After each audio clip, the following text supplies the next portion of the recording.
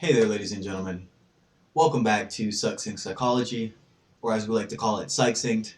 My name is Jaia Hendrickson, and today I'm going to be starting out Chapter 6 in Principles of Social Psychology. And again, as always, I want to reiterate that these slides have been pulled from the University of Minnesota libraries, and they have been edited for presentational purposes.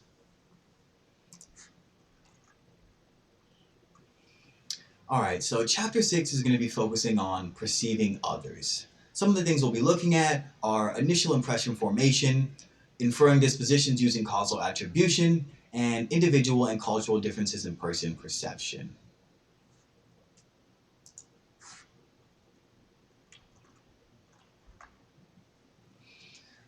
Alright, people are very skilled at person perception, which is the process of learning about other people. And our brains are designed to help us judge others efficiently. Infants prefer to look at the faces of people more than they do other visual patterns, and children learn to quickly identify people and their emotional expressions. And as adults, we're able to identify and remember an unlimited number of people in our social environments, and we form formations of those other people quickly and without much effort. Furthermore, our impressions are, at least in some cases, remarkably accurate. And so in this section, we'll review how we initially use physical features and social category memberships of others, so things such as race, male, female, ethnicity, to form our judgments. And then we'll focus on the role of personality traits in person perception.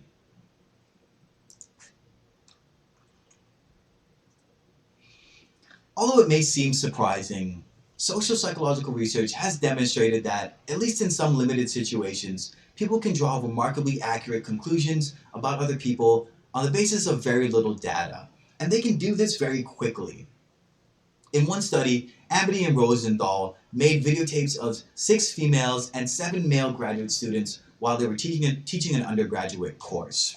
The courses covered a diverse area of the college curriculum, including humanities, social sciences, and natural sciences. And so for each instructor, 3 10-second video clips were taken. 10 seconds from the first 10 minutes of the class, 10 seconds from the middle of the class, and 10 seconds from the last 10 minutes of the class. And so then the researchers had 9 female undergraduate participants rate the 39 clips of the instructors individually on 15 domains, which included things such as confidence, dominance, likability, warmth, competence, and how active they were. And so then Amity and her colleagues compared the ratings of the instructors from the 9 participant undergraduate females with the ratings of the actual students of those instructors who had been with them throughout the entirety of a semester for their whole class. And those actual students rated them on dimensions such as the quality of the course section and the section leader's performance.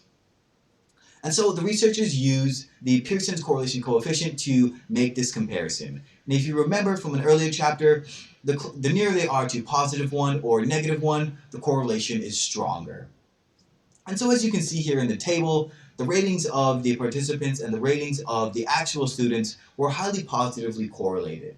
So we have for accepting a correlation of 0.5, for active a correlation of 0.77, for attentive a correlation of 0.48, for competent a correlation of 0.46, and for confident a correlation of 0.82. So this is just to show how accurate first impressions can be in comparison with somebody who may have known somebody for a much longer period.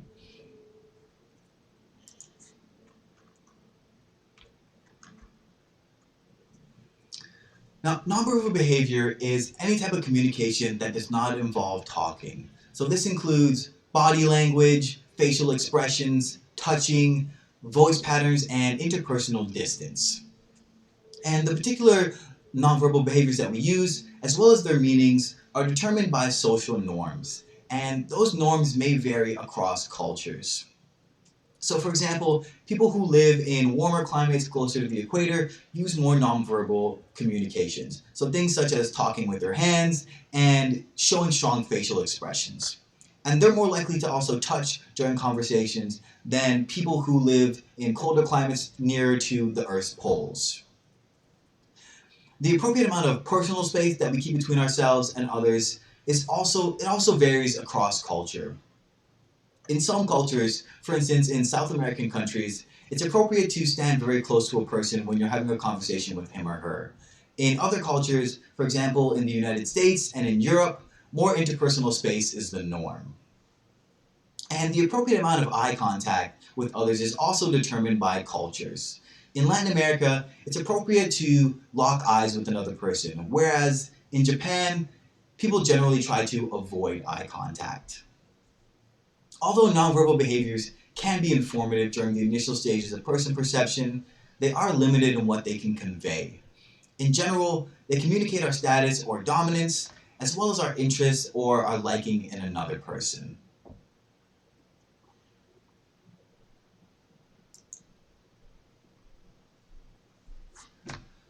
Research has found that the threat and trustworthiness of others are particularly quickly perceived, at least when people aren't trying to hide their intentions.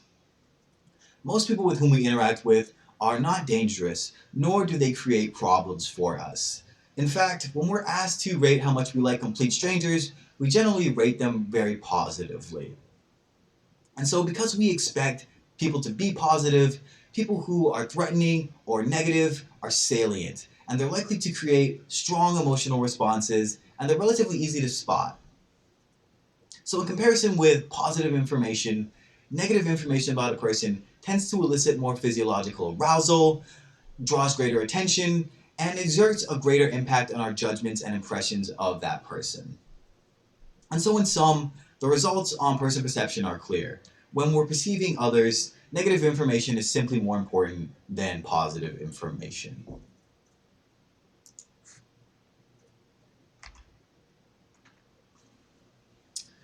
Alright, so why is it so difficult for us to detect lies? Well, one reason is that people don't expect to be lied to. Most people are good and honest folks, and we expect them to tell us the truth, and so we tend to give people the benefit of the doubt. In fact, people are more likely to expect deception when they're viewing somebody in a videotape than when they're having an actual interpersonal interaction with that person. It's as if people expect people around us to be truthful. Another reason is that most people are really good liars. The cues that liars give off are quite faint, particularly when what they're lying about is not that important. Bella DiPaolo and her colleagues found that, in most cases, it's very difficult to tell if somebody's lying. Although it was easier when what they were lying about was something important versus then when they were lying about something less important. And DiPaolo and her colleagues did find that there was some reliable cues of deception. So compared with truth tellers, liars made more negative statements overall, appeared more tense, provided fewer details in their stories, gave accounts that were more indirect and less personal, took longer to respond to questions, and exhibited more silent pauses when they were not able to prepare their responses, and they gave responses that were briefer and in a higher pitch. Now, a third reason it's difficult for us to detect lies is that we tend to think that we're better at catching lies than we actually are. And so this overconfidence may prevent us from working as hard as we should to try to uncover the truth. Alright folks, this is going to conclude my first video covering Chapter 6 in Principles of Social Psychology, looking at initial impression formation. I hope you guys learned some stuff, and I'll see you guys next time.